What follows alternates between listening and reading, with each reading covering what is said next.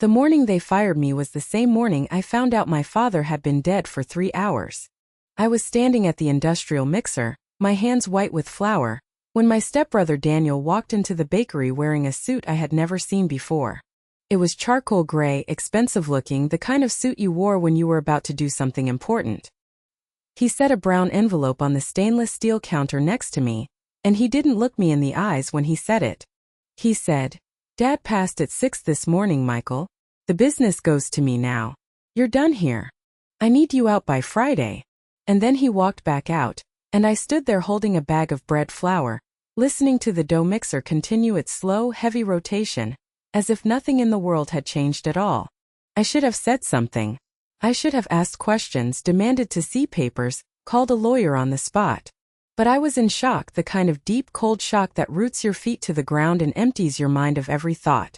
My father, Thomas Edward Brennan, was gone. The man who had taught me to braid challah at age 7, who had handed me my first apron and told me the bakery was in my blood, who had worked 16-hour days for 35 years to build something worth passing on. He was gone. And in the same breath, everything he had built was being taken from me. I couldn't move. I couldn't speak. I just stood there while the mixer turned and the flour dust settled slowly in the early morning light. It took me a few minutes to realize what I hadn't known when I woke up that morning. That none of this was a surprise to Daniel. He had planned this moment very carefully. And I was about to understand that what looked like an ending was actually the beginning of the most important fight of my life. Let me go back to the very beginning, because this story doesn't start in a bakery or in a lawyer's office. It starts in a small kitchen in Milwaukee, Wisconsin, when I was 4 years old and my mother was teaching my father how to make pierogi from scratch. My parents were both the children of immigrants. My mother's family had come from Poland, and my father's family from County Kerry in Ireland. They met at a church social, fell in love over a shared interest in food, and married young. The bakery, Brennan's Artisan Bread, started as a weekend project in our garage.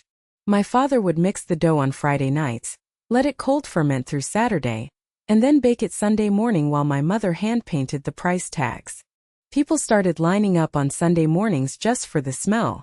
By the time I was 8, they had signed a lease on a small commercial space on the west side of town. I grew up in that bakery.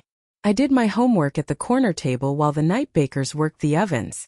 I learned to shape baguettes by feel before I learned long division. My mother used to say that I had dough in my veins instead of blood.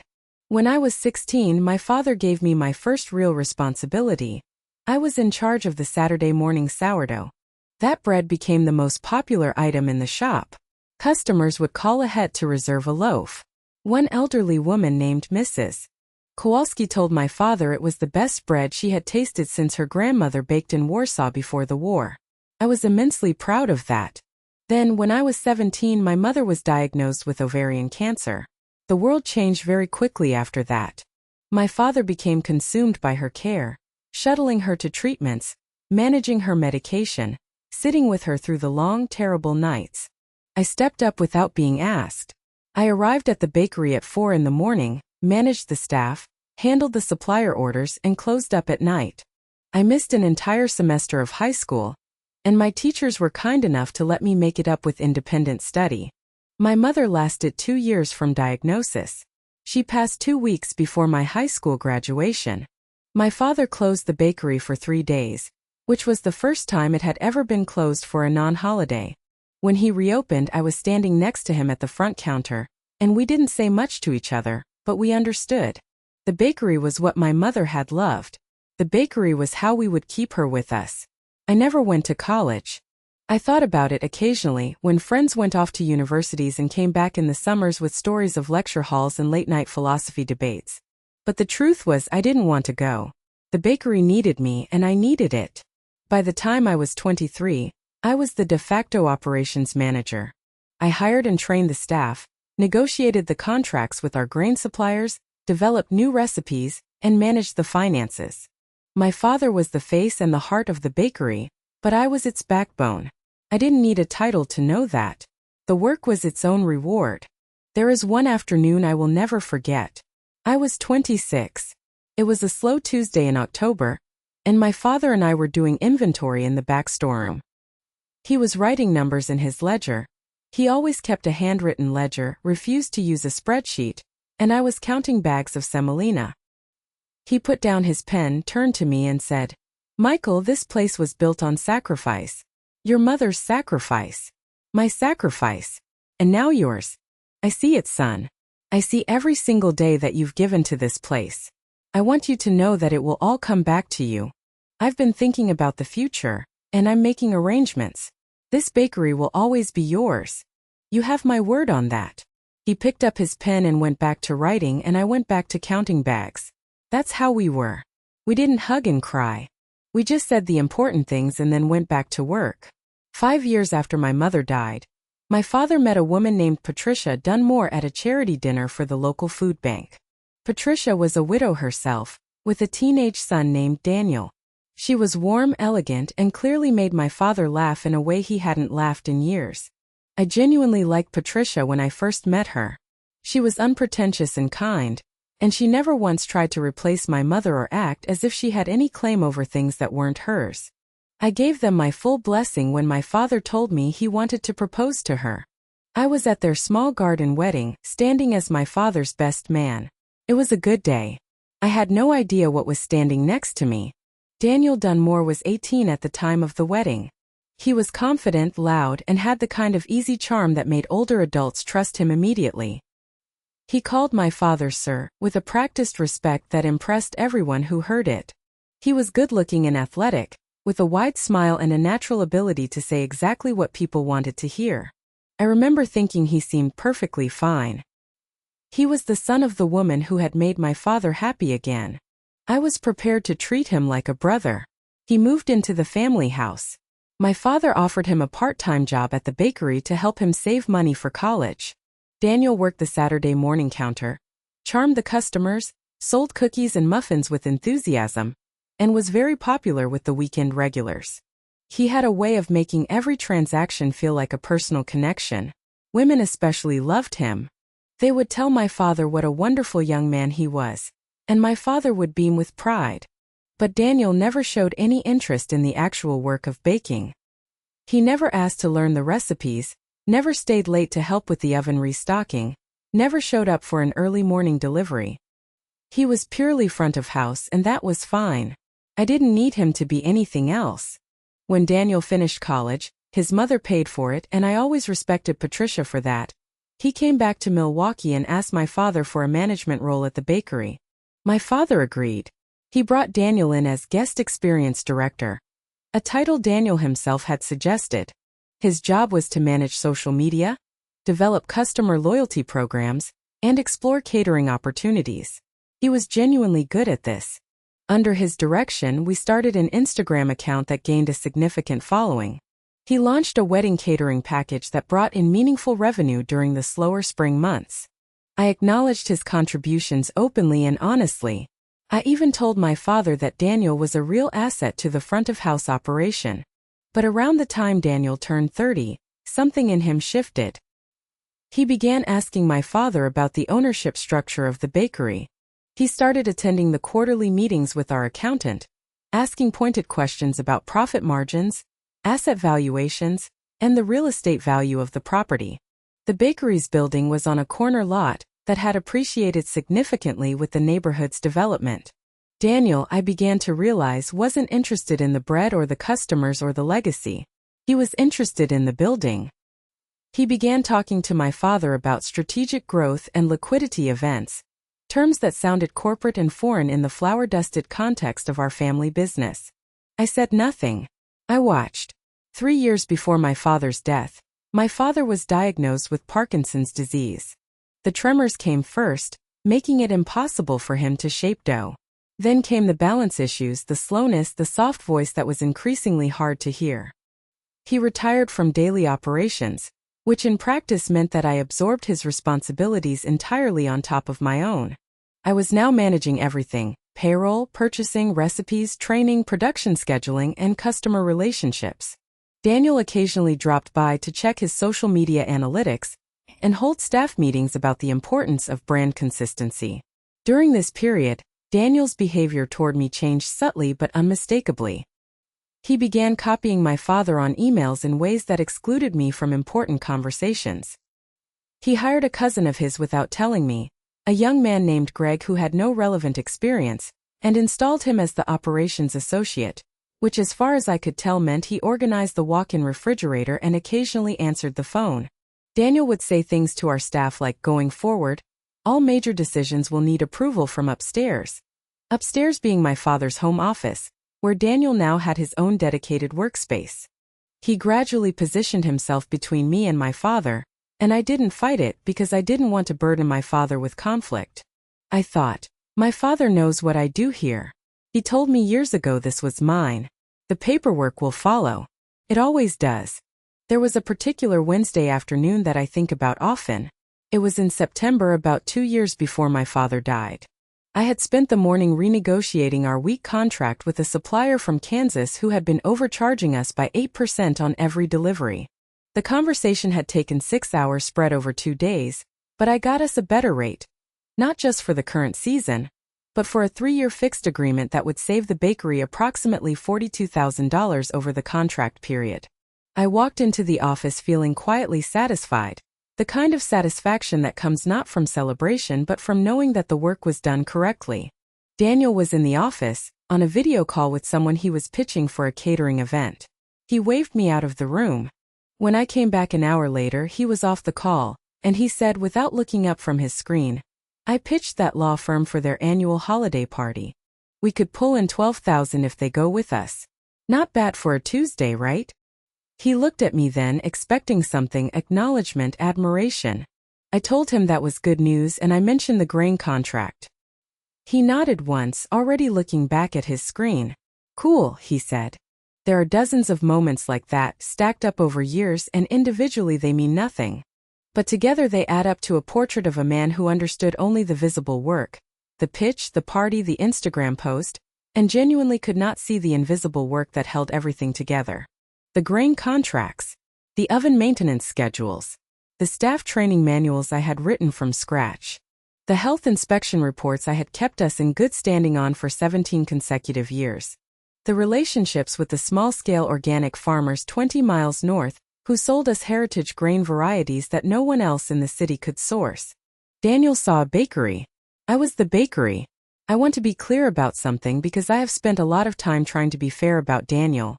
I don't think he is a bad person in some deep or fundamental sense. I think he is a person who grew up being told he was exceptional, and who was never asked to build anything from the ground up. His mother loved him absolutely, which is not a criticism of Patricia. But there is a particular kind of person who thrives in environments that other people have already constructed, who can navigate the social current of an existing thing without ever having to understand what holds it together. Daniel was that kind of person. He was very good at it. And when he looked at the bakery, he saw something that had been built, something valuable and established and known, and he felt, I believe genuinely felt, that his presence there gave him a claim to it. He had contributed. He had brought customers. In his own mind, I think he believed the story he told himself, that the bakery was a family asset that his family had a right to, and that my insistence on its legacy was sentimentality that stood in the way of progress. I think he believed this completely. That doesn't make what he did acceptable, but I want you to understand it because it matters for what happens next. What I didn't know for a long time was what Daniel was doing in those quiet conversations with my father in the home office. I knew Daniel spent time there. I knew he would arrive at the family house, chat with Patricia in the kitchen, and then disappear upstairs for hours. I assumed he was working on the bakery's digital marketing, reviewing analytics, building pitch decks for catering clients. The things he actually did. What I didn't know was that he had also, during this period, retained an attorney of his own, a corporate attorney named Robert Fitch, who specialized in small business restructuring, and that he had been using this attorney to draft documents that would, incrementally and legally, reshape the ownership of the bakery. I found out about Robert Fitch only after my father's death, from Patricia Kelly, the probate attorney. Fitch was clever. He didn't try to do anything all at once.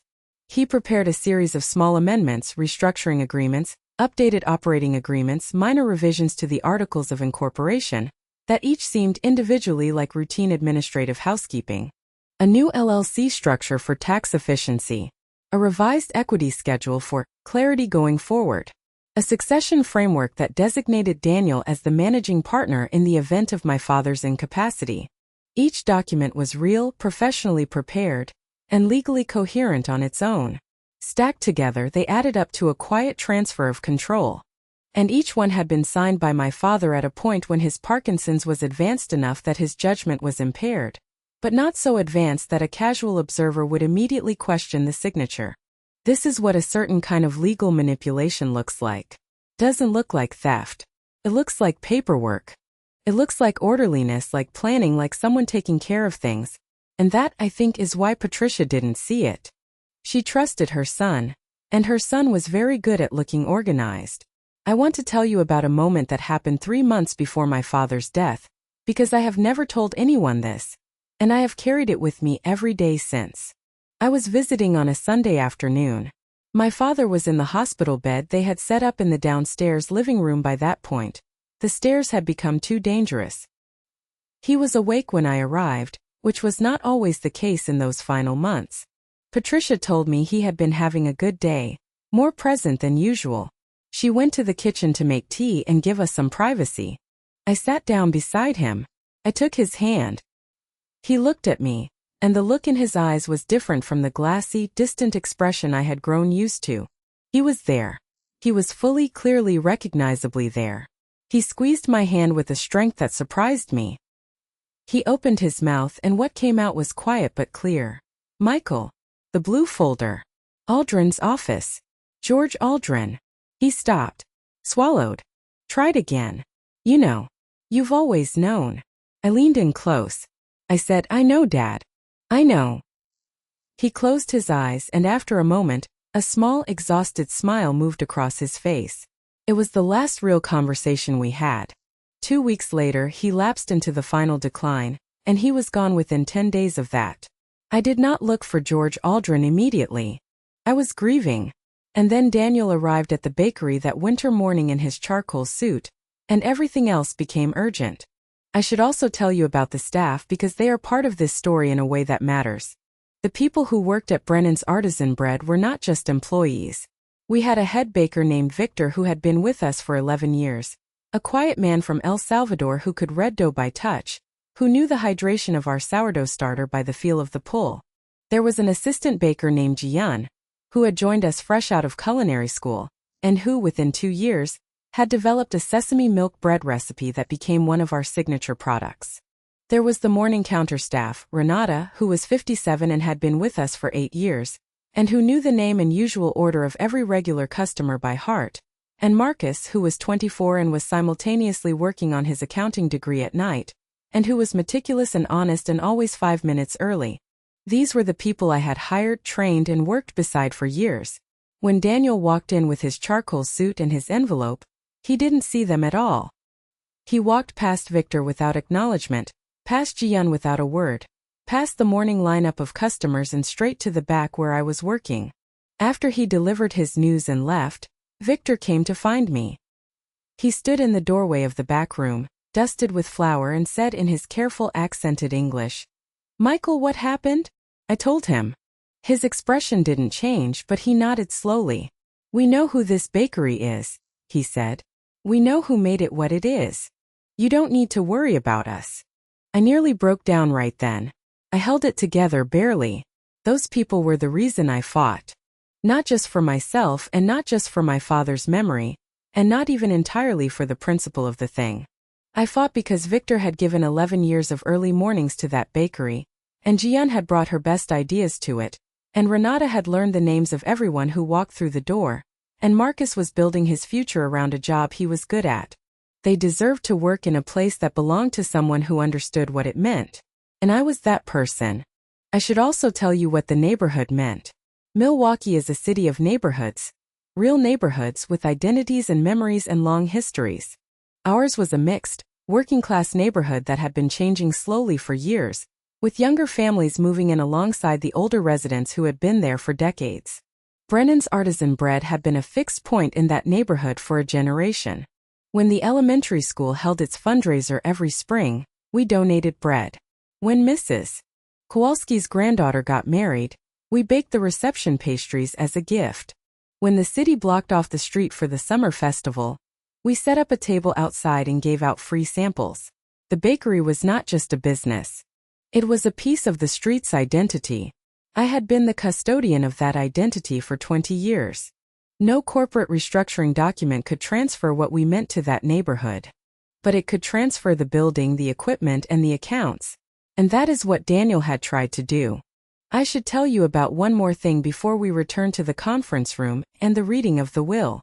During the 4 months of legal proceedings, while Patricia Kelly was handling the estate contest and assembling our evidence, Daniel made 2 attempts to settle out of court. The first was a formal offer delivered through Ms. Park, proposing a 50-50 split of all assets: the building, the equipment, the operating capital, and the brand. Patricia Kelly asked me what I wanted to do. I told her I wanted to think about it overnight. I went home, I sat at my kitchen table, and I thought about my father standing in the storeroom and saying, "This bakery will always be yours." I thought about the handwritten note in my closet. I thought about the codicil George Aldrin had read to me over the phone in a voice like warm gravel. I called Patricia Kelly back and told her no. The second offer came 2 weeks later. This time in an informal phone call from Daniel himself. It was the only conversation we had during the entire legal process, and it lasted less than 4 minutes. He called me on a Thursday evening. He sounded tired. He said, "Michael, we're spending more in legal fees than this is worth. Can we talk about a number?" I told him there was no number. He was quiet for a moment. Then he said, "You know, Dad cared about me too. You weren't the only one in that family." I told him I knew that. I told him his mother had loved him, and my father had loved him, and that none of that changed what the will said or what the courts would decide. He hung up without responding. I don't take any pleasure in how this ended for him, but I also did not compromise. Some things are not negotiable, not because you are rigid, but because you know what they mean and what they cost. My father built that bakery on 35 years of hard work, and one devastating loss and the daily decision to keep showing up. I was not going to sell half of that for the sake of a legal fee. I should have been more careful about the paperwork. In my father's final year, his condition deteriorated severely. He required full-time care and had difficulty communicating. Patricia, his wife, was devoted to his care, and I visited every Sunday without fail, bringing bread and pastries, sitting with him, holding his hand. During some of my visits, he would squeeze my fingers with surprising force and try to say something that I couldn't quite hear. The Parkinsons had taken his voice down to a near whisper. I would lean in close and sometimes I could make out fragments, "the file," or "Harrison," or once very clearly, "Michael, you know." I nodded and held his hand and didn't ask more, because asking more felt like it would cost him too much. Daniel, during this final year, was almost always present at my father's house when I visited. He would sit in the armchair near my father's bed, tapping things into his laptop, occasionally leaning over to show my father something on the screen that required a nod or a gesture of agreement. Patricia trusted Daniel implicitly as his mother. She didn't see what I was beginning to suspect. She was too consumed by grief and the daily work of caregiving to be suspicious of her son. I don't blame her for that. In retrospect, I believe Daniel was using my father's weakened state to obtain agreements he could later leverage. I believe he showed him documents, possibly restructuring agreements, ownership transfer papers, succession plans, framed as routine administrative updates, obtained nods or gestures of consent, and built a paper trail. I have no proof of this. But what happened after my father's death is perfectly consistent with this theory. And so we arrived back at the morning. The flour dust was still settling and the mixer was still turning, and Daniel had handed me a brown envelope and told me I was fired. I drove home. I sat in my kitchen for 2 hours without taking off my coat. Then I called a woman named Patricia Kelly, the same name as my stepmother, which always struck me as strange, who was a probate attorney I had met once at a neighborhood association meeting. She answered on the second ring, and I told her what had happened. She was quiet for a moment. Then she said, "Don't sign anything. Don't vacate the premises. Don't touch anything at the bakery. Come to my office tomorrow morning with every piece of documentation you have, and I mean everything: emails, text messages, employment records, payroll records, photographs, anything." I asked her if she thought I had a case. She said, "I don't know yet. but the way you're describing this doesn't sound right. A verbal promise and 20 years of demonstrated management don't mean nothing. Come in. I went in. I brought 2 banker boxes full of documentation.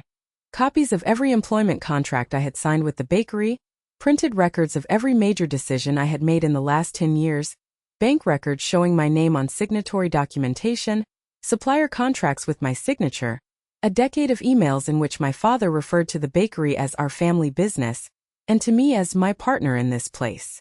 I also brought something Patricia Kelly had not expected, a handwritten note from my father dated 18 months before his death, in which he wrote simply, "Michael, I want you to know what you mean to this bakery and to me.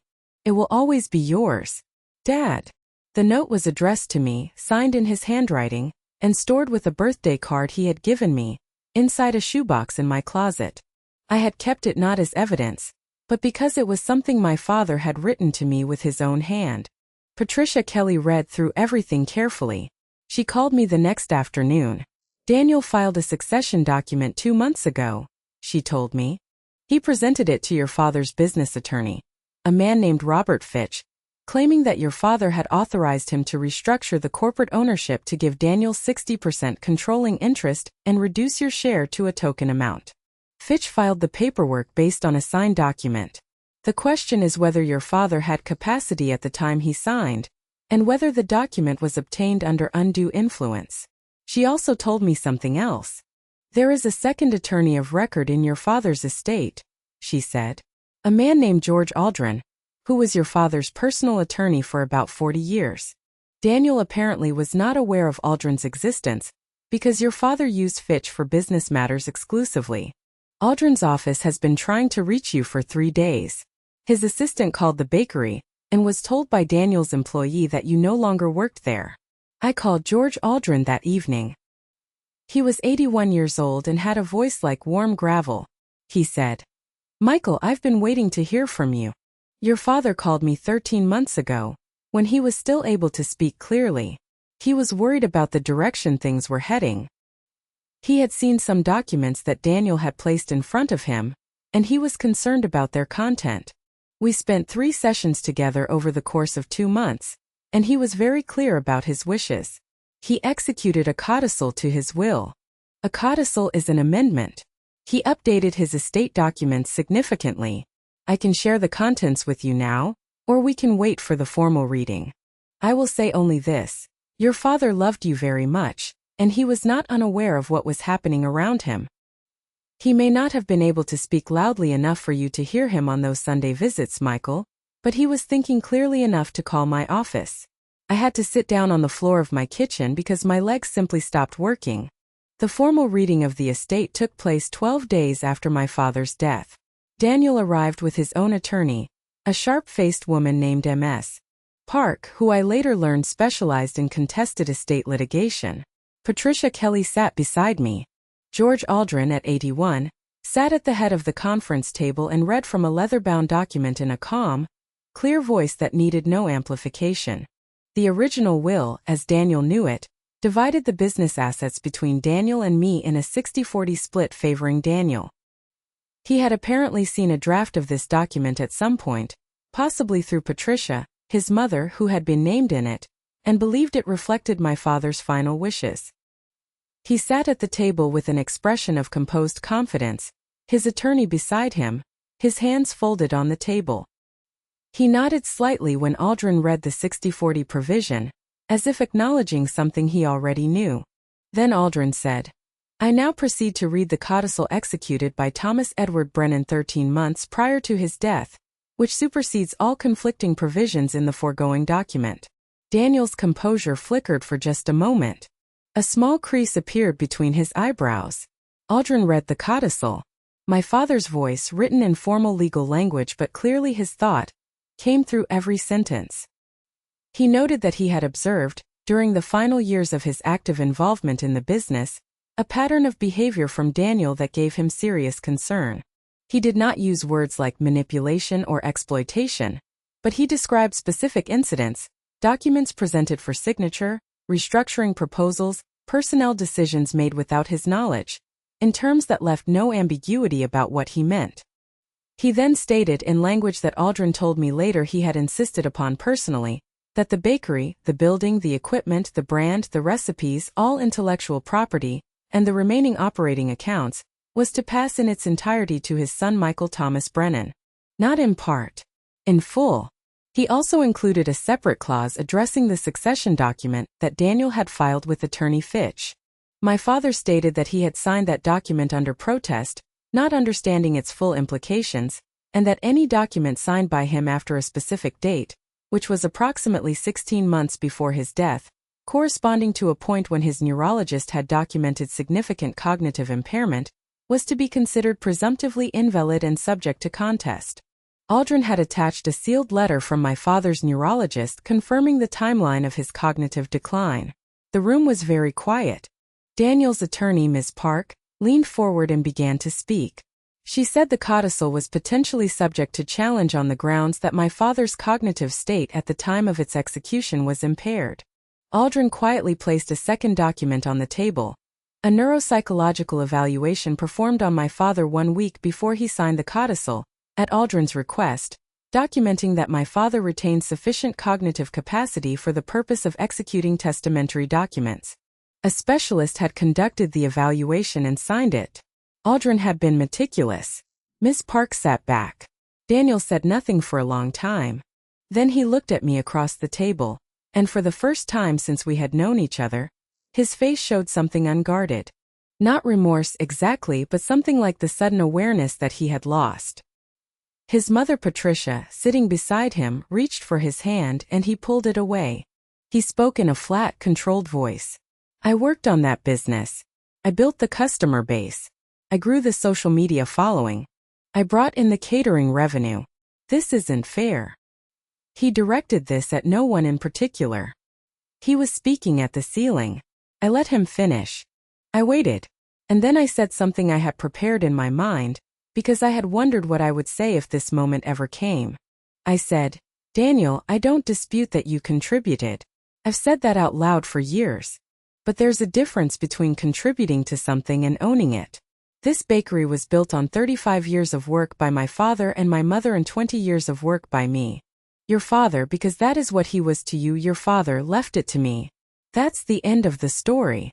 He stood up and he and his attorney walked out. Patricia remained for a few more minutes, not speaking, her hands folded in her lap. She looked at me with an expression that I can only describe as grief without surprise. She said softly, I didn't know about any of this, Michael. I want you to know that. I believed her. I nodded. She left. After everyone else was gone, George Aldrin poured 2 small glasses of whiskey from a bottle in his desk drawer. He handed me one and we drank in silence.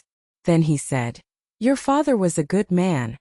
He spent a great deal of his last clear months making sure the right things would happen. You should know that he wasn't passive. He saw what was going on. He simply chose to address it through the law rather than through confrontation, because he wanted to preserve the family peace as long as he was alive. He said to me, George, I want Michael to get what's his, but I don't want a war in my house while I'm still in it. He swirled the whiskey. He was a thoughtful man. The legal contest that followed lasted 4 months. Daniel's attorney challenged the codicil on the grounds of undue influence, claiming Aldrin himself had manipulated my father. This claim did not survive scrutiny. The neuropsychological evaluation was comprehensive and credible, Aldrin's professional record was beyond reproach, and the codicil had been witnessed by 2 independent parties who testified clearly about my father's demeanor and stated intentions at the time of signing. The succession document that Daniel had filed was invalidated by the court on the grounds of cognitive incapacity at the time of execution. Every document Daniel had obtained from my father after the established date of significant cognitive decline was reviewed and set aside. The bakery was returned to my full ownership without encumbrance. Daniel's cousin Greg was let go with a fair severance. Daniel himself left Milwaukee within a month and moved to another city. Patricia stayed, and over the following year, she and I maintained a cautious, respectful relationship. She came to the bakery for coffee sometimes on Saturday mornings, and we did not speak of Daniel or the legal proceedings. We spoke about my father, about the things he had loved, About the bread he used to eat standing over the counter before it was even fully cooled. She told me once that he had spoken of me with pride every single day, even in the months when speaking was difficult. She said, he would tap his chest when he said your name. Right here on his heart. The bakery is different now. Not worse, different. I kept all the original staff. I kept Mrs. Kowalski's reserved Saturday sourdough. I kept the handwritten ledger my father used, and I continue to record our inventory numbers in the same format he established in 1989. But I also expanded. I hired a talented pastry chef who trained in Lyon. I extended our hours on Friday evenings for a wine and bread event that has become one of the neighborhood's most anticipated weekly gatherings. We installed a small counter in the corner where local artists can display and sell their work. The bakery is bigger, warmer, and busier than it has ever been. And every morning at 4 o'clock, before any customer has walked through the door, I stand at the same industrial mixer where I was standing the morning Daniel handed me that envelope. I listen to the slow, heavy rotation of the dough. I breathe in the flour dust and the yeast and the warm air from the preheating ovens. And I think of my father. I think of his hands shaping bread in the early light. I think of my mother painting price tags at the kitchen table. I think of a small building in Milwaukee that was built on sacrifice and stubbornness and love, and that, because of a quiet, meticulous, deeply loving man, is still standing. I was handed a brown envelope the morning they tried to take it from me.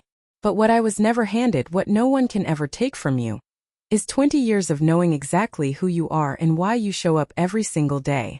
That, in the end, is the inheritance that no court can grant and no codicil can protect.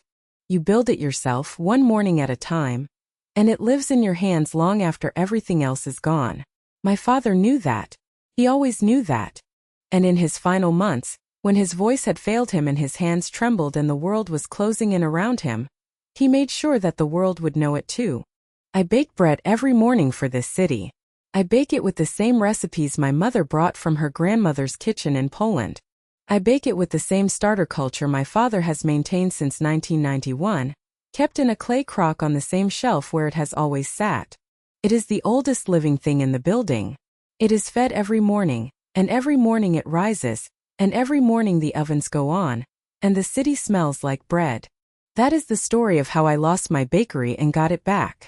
But more than that, it is the story of what 20 years of honest work actually costs, and what it is actually worth. It is the story of a man who gave his son the most valuable thing he had. Not the building, not the brand, not the bank account. He gave me his word in writing, signed and witnessed and sealed. He gave me the proof that he saw me, that he counted me, that he knew. And on the days when the work is hard and the hours are long and the flour dust settles on my forearms and I catch myself thinking of my father's voice in the early morning quiet of the bakery, I close my eyes for a moment and I feel the dough beneath my hands, and I understand, in some wordless way that does not need explaining, that I am exactly where I am supposed to be. This is my place. This has always been my place. Nothing that was put in an envelope on a winter morning could ever change that. My father made sure of it. He was a good man. He baked good bread. And he raised a son who knows the difference between someone who builds something and someone who merely stands near it and calls it theirs. The mixer turns. The ovens glow. The city wakes up. And Brennan's artisan bread opens its doors, the same as it has every single morning for 35 years. Some things do not break. They simply wait for the right hands to hold them.